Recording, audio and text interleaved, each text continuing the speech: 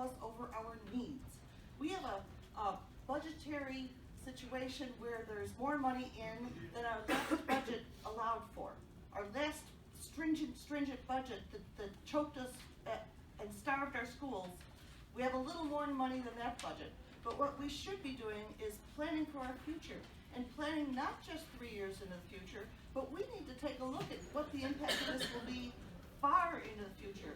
And one of the things that this will do is grow every single year to the point that the time value of, in particular, the deduction, the subtraction item, will have a time value of $100 million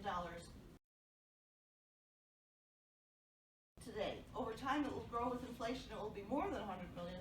But today's time value is a $100 million tax cut to the budget. So this is an enormous price tag. It's probably closer to $260 million than it is $160 million.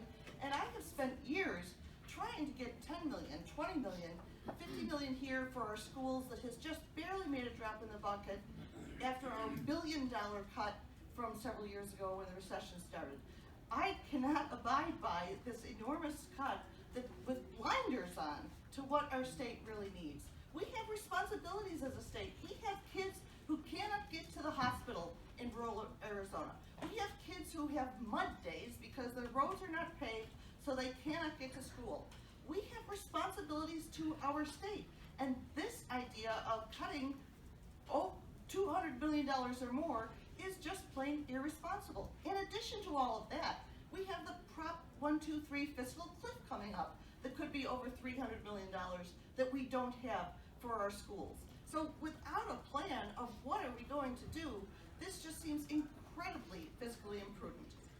And finally, it is not a fair arrangement. It is a tax cut that completely favors those in the highest income brackets. We have a progressive income tax.